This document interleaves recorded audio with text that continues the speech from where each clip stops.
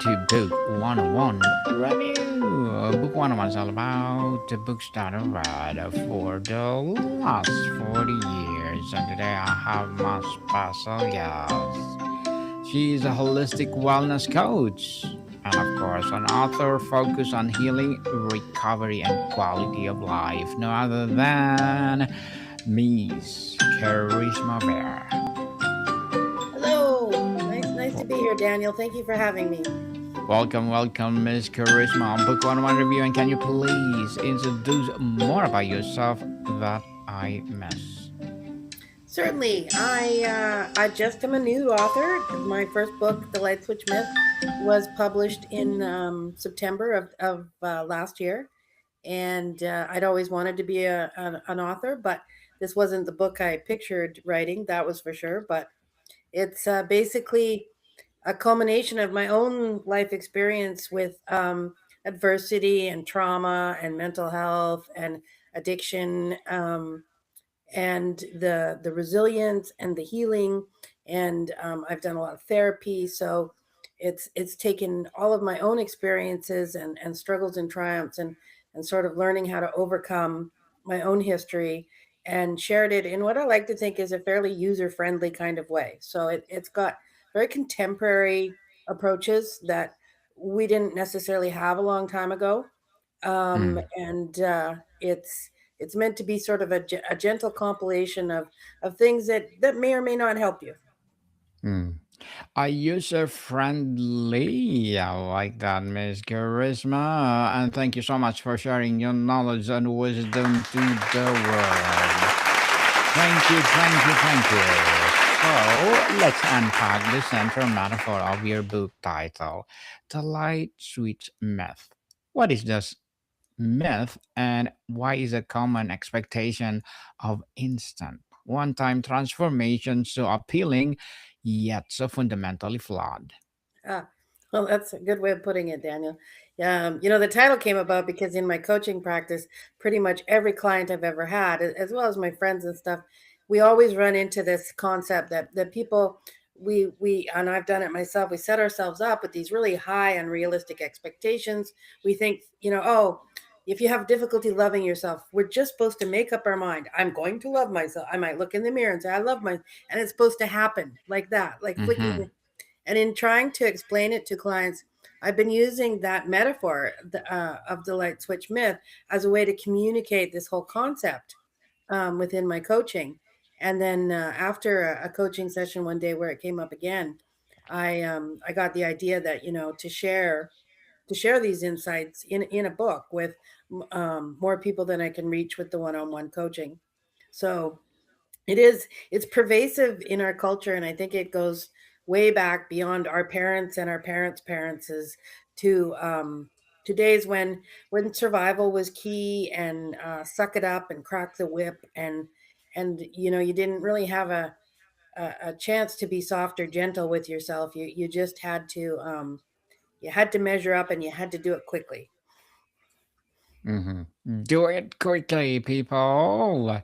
And you argue that the most people are approaching change backwards instead of the light switch. What is the more accurate model or metaphor of how lasting change actually works?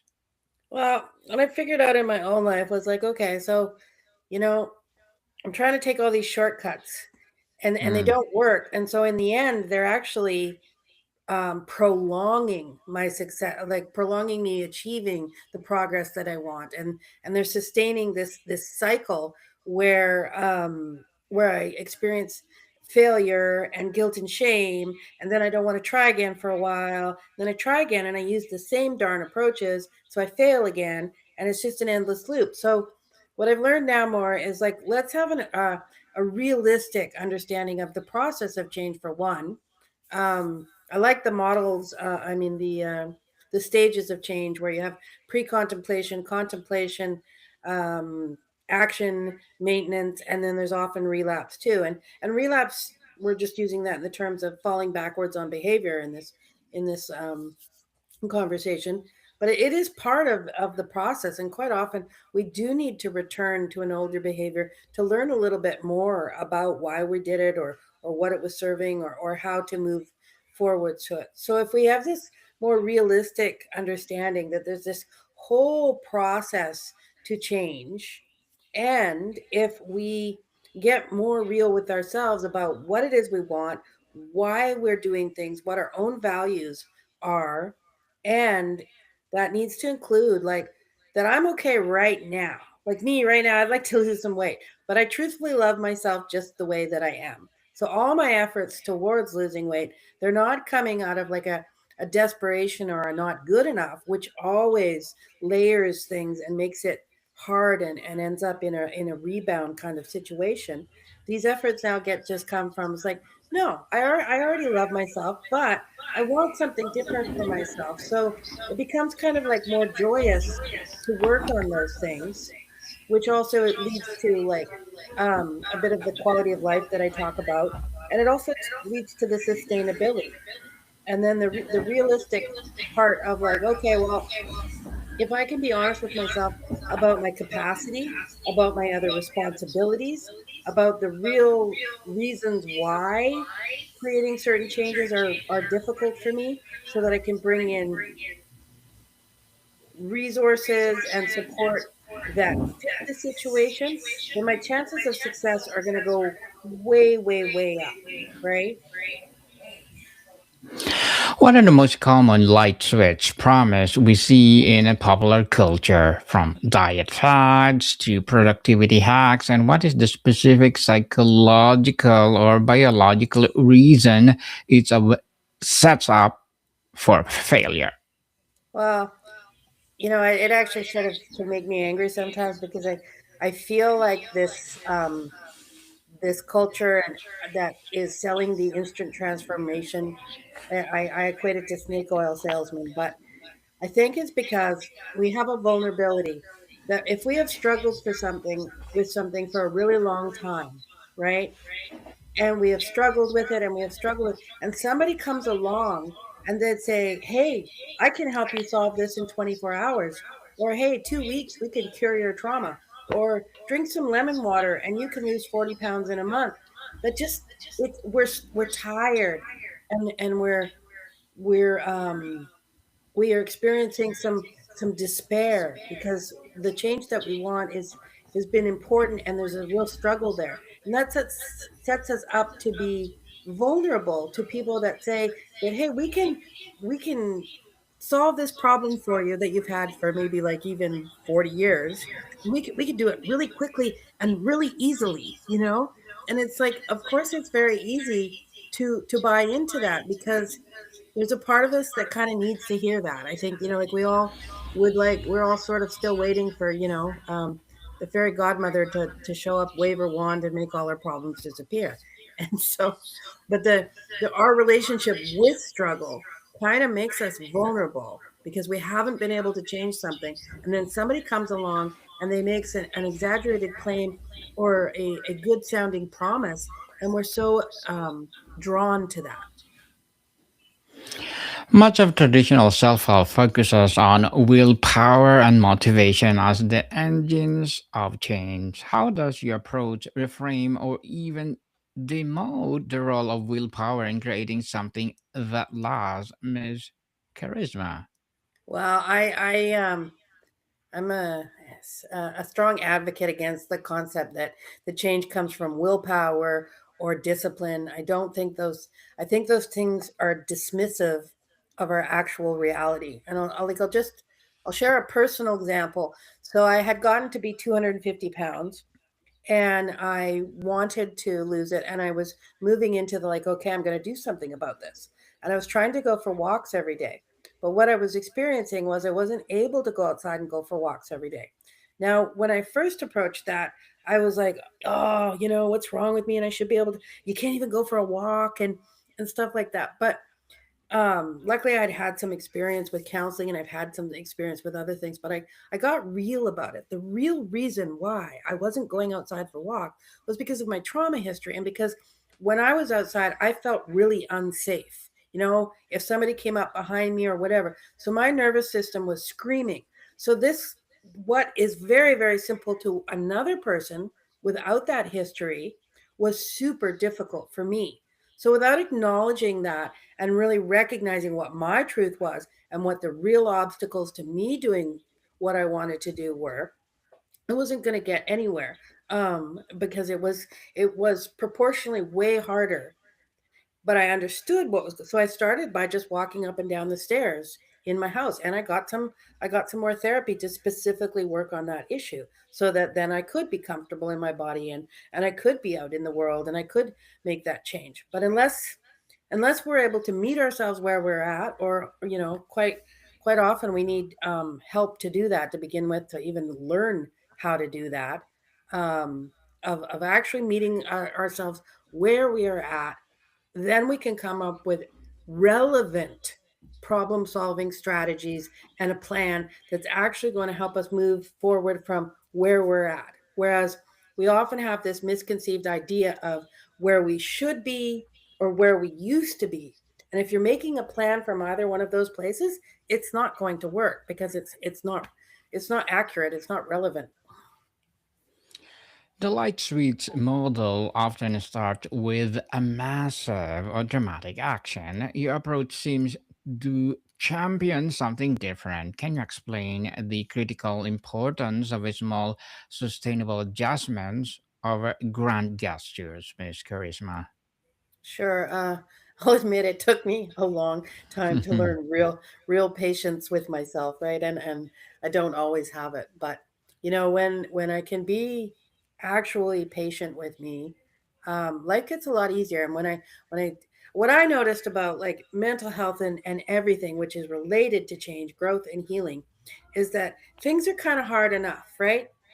And if Yes. we're tuned out to our feelings, we can't take care of ourselves. And if we're adding on guilt or shame or pressure or setting the bar so high or any of that, we're making something that's already challenging that much different. So if we can slow down and actually acknowledge, hey, wow, okay, this is hard for you, I get it, this is hard for you, so how can I help you, how can I help you move forward with this? And then bringing in the slow realistic thing, it's like, oh, okay, well, so if I say I'd ordered we're just going to use food as our metaphor this session, but it can be applied to everything. So say Hmm. tonight I had ordered a pizza and I had eaten the whole darn thing. If I beat myself up, I'm just going to go way backwards. Whereas if I go, oh, okay, so maybe that wasn't the best idea, I'm much more likely to to be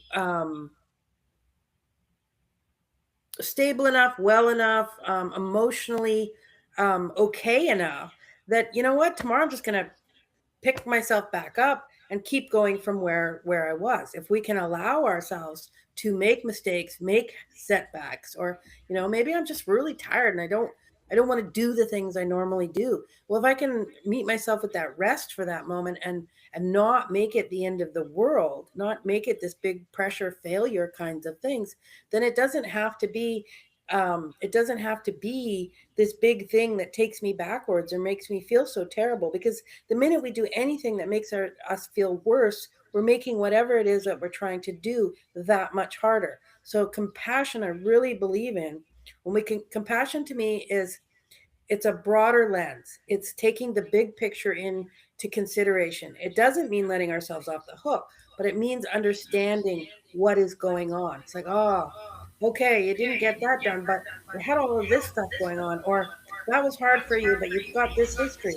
So there's an understanding that we can offer ourselves there, and a kindness that we can offer ourselves there, which actually allows for us to feel feel better, and get up and keep going a lot more quicker. And it works as a much better motivator than cracking the whip or coming down hard, or pressure.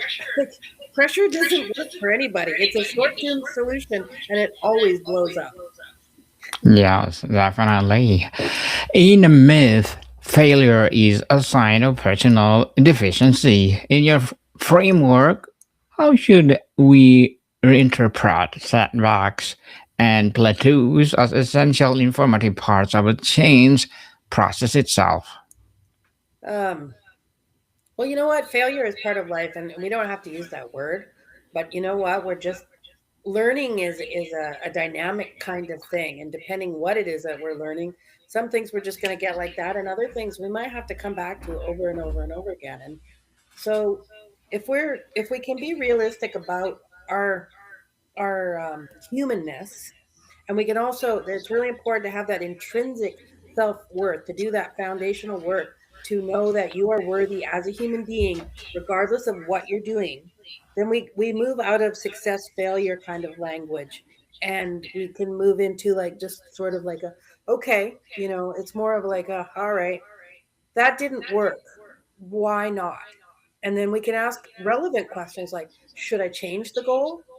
Do I need to make the steps that I'm doing smaller? Do I need to get more support? Do I need to do more learning about this situation? So, um, if we're just going to use the success failure kind of language and lens, it doesn't allow us to do any of that actual curiosity that can lead to like real growth and thriving. Ms. Charisma, many programs sells standardized solution. How does a contemporary effective approach require customization and self-experimentation? Well, I always wanted somebody to come along and have the answer for me. But truthfully, anybody time somebody did come along and say they had the answer, I didn't trust them anyway because it didn't fit for me. So I don't assume that I would know what would be best for you, Daniel, because I'm not in your shoes. You're the Mhm. only person that can know what is best for you. So then it becomes your job to kind of look. Yes, you might want to like read the book, say, for an example, or something. But then it's up to you to decide what is a fit for you and what isn't a fit for you.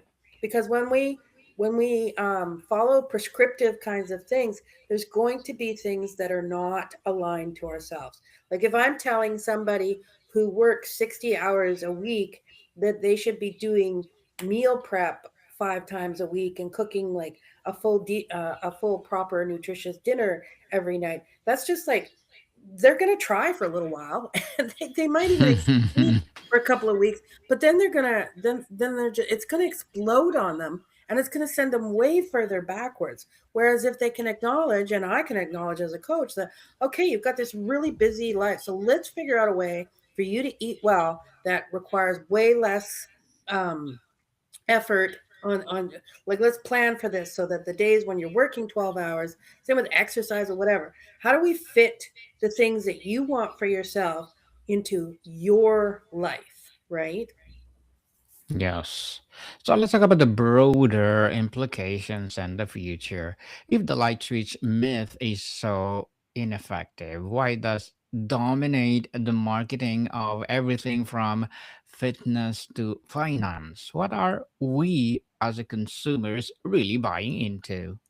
um Not sure, and it's interesting because I wrote another book, a novella, a Christmas holiday novella, which is, it's still about somebody finding themselves and stuff, but it it kind of picked up quicker. The people, they get my book, and sometimes it takes them a while to get through it, because it's, to do the work on ourselves requires some commitment, and it often requires being willing to face things about ourselves that are going to make us kind of uncomfortable, and when we switch from letting go of things that we've internalized, and letting go of people pleasing, and letting go of the perfectionism, and letting go of all these kinds of strategies with the instant thing, then we kind of have to start to kind of face the reality. And life is imperfect, we are imperfect, there's no guarantees,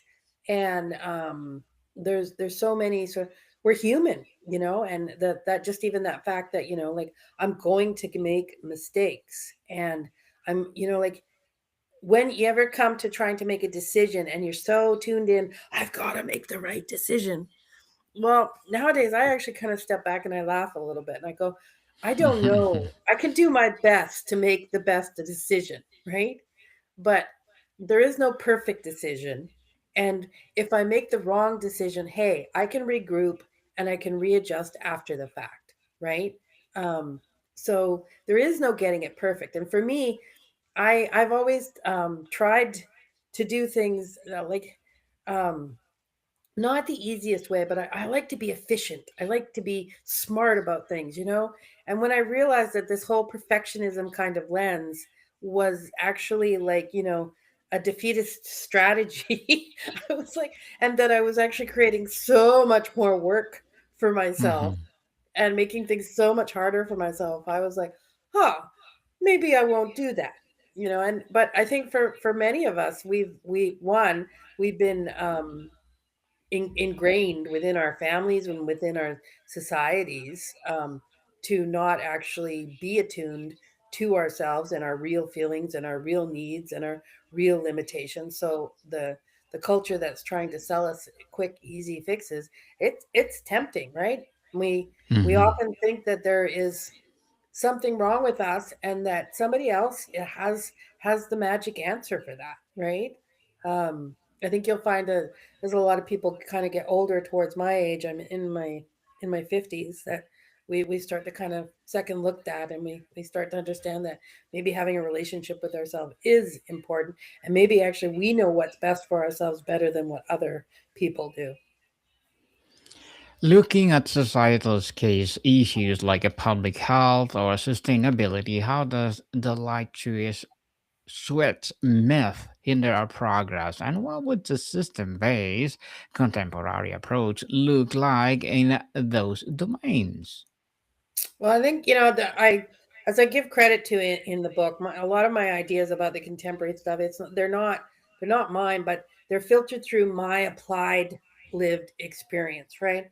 But Hmm. compassion is Kristen Neff is top in the field for compassion and the compassion research, and honestly, like so many people in the field of helping are coming on board to understand like how effective that is in treating all kinds of mental health and all kinds of other problems and as far as building relationship with self and building quality of life.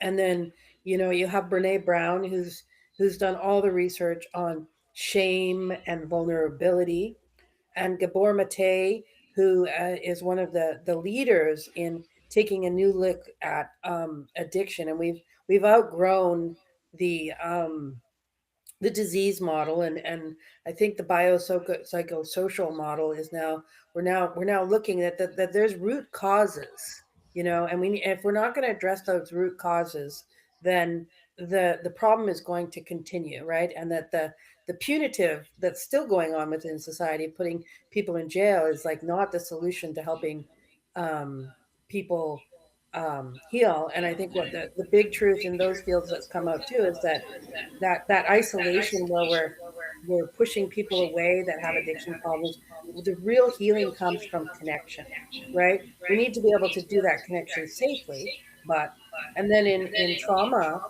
the developments that have happened in the last 5 years, 10 years are phenomenal. We're light years away from where we used to be, and they understand the mind body connection. They understand how trauma is actually stored in the body and the need for somatic interventions.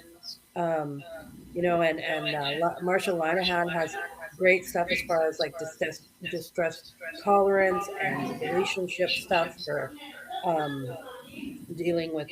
She's fabulous. Like you know, if you're a reactionary person, pick up a DBT book because it's great. Or if you regularly have distress that you don't know how to handle, DBT is also a really useful thing. So there's all these different people that have contributed to what I like to call a more contemporary kind of conversation of how we're going to approach these problems, and they're contributing to helping people in different ways that are proving to be incredibly effective.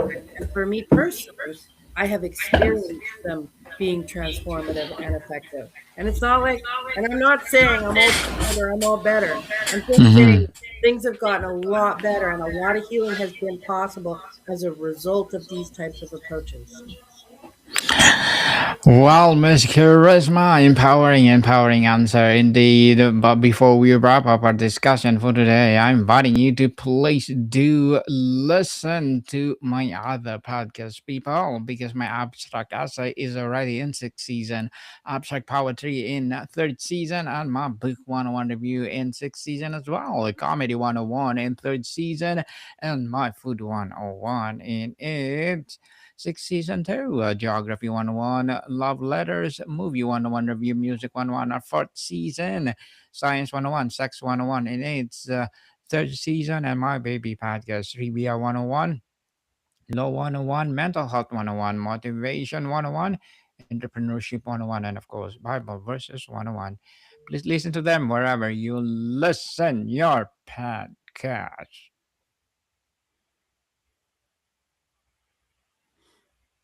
Excuse me. So, Miss Kerisma, to close, give us final takeaway. If someone remembers only one thing from this light switch myth, what is the single most liberating idea you hope they embrace? Is a two-parter. Okay, that each and every one of us is worthy and deserving of love and care exactly the way we are before any kind of change comes. And striving is just not always the answer. Quite often, taking a step back and coming forward with a plan that's actually going to work is way more effective than just kind of like forging ahead, trying to get there, doing it the way that we always have done. Maybe we should look at the way we've been trying to do it, because that might make a huge difference in our progress in the future. Miss Kerisma Vere, thank you so much for sharing your knowledge and wisdom to the world. So can you please invite our listeners to support your books, your advocacy, or whatever projects that you're doing right now? Sure, you want me to mention the other things I do? Please. Okay, so we're going to talk about this soon in another. This is the companion guide to the Light Switch Myth, and it's a 60-day self gratitude practice that is, it's got 7 prompts per day that takes 5 to 10 minutes, and it can transform the relationship that you have with yourself. It's from chapter 7, and the idea is that many of us go to bed at night. Our heads are screaming through the day, identifying everything that we have done wrong, and it sets us up for kind of like a bad anxious sleep. It sets us up to start the next day in pressure and anxiety. Whereas if we can stop for a minute and really acknowledge the ways that we showed up for ourselves, we rewire our brains in a neuroplasticity. We begin to have a whole different relationship with ourselves, and this starts to kind of transform and spread out into everything else. And then I have got Sarah's Secret Christmas Wish. Christmas is over, so we'll come back to that next year. I also wrote a um, 2026 calendar. For I've met so many people that don't know. They say, "Oh, I should journal. I want to journal, but I never know what to write." So each Mm-hmm. month has a beautiful calendar, and it's got a theme for the month that's tied to each year. I mean, to each season and month, and it's got a writing invitation, and they're simple but engaging writing prompts. I'm an author, I should know, Mm-hmm. for you to engage with. So yeah, that's just out there for anybody who would like to, and it follows my coaching practice of doing it little steps at a time. There's one a month. You only have to Mm-hmm. do one a month, and that should be doable. So if you want to get to journaling, that would be a good thing to pick up. So thank you, Daniel. Yes, doable indeed. And one more question, Miss Charisma. After deconstructing the myth, what role, if any, do vision, inspiration, and big dreams play in your model of change? Are they spark or something else entirely? I think it's just, like when we can let go of a way that's not working for us, and we can start to have a richer relationship with ourselves. That's something like that. Just having a relationship with ourselves is not something I ever see promoted in our society or in my lifetime. But that we are who we spend the most amount of time with, and this Mm-hmm. is actually, in my opinion, the most important relationship that we can have. And it's the one that actually has the most impact on our quality of life and our quality of connections with other people. So that is the kind of the premise behind the book, is to learn how to sort of let go of that stuff, stop doing things for the wrong reason, and start to spend some time with yourself to improve that relationship that you have with yourself, so that it can um, so yeah, so you can bring yourself more, um be there. I so many of us, if we fall down, we stand over, like say you fall in a hole, we stand over that hole and we go, you shouldn't have fallen in that hole. But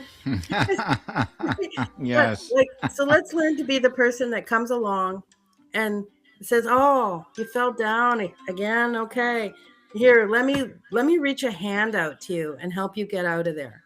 Right? Mm-hmm. And then Yes. it just, that's what makes change sustainable, realistic, and lasting. Is and even enjoyable, because like, if we're not beating ourselves up all the time, then it becomes okay to make mistakes, and we're offering ourselves the support and knowing when to get outside support, then we can keep going. It's not that we don't have bumps and setbacks, but it becomes like a lot easier to keep going. Yes. Stand up, people. Stand up when you fail. Yes, so Miss Kerisma Vere, thank you so much for your time. Thanks, Daniel. Modicon people, see you soon.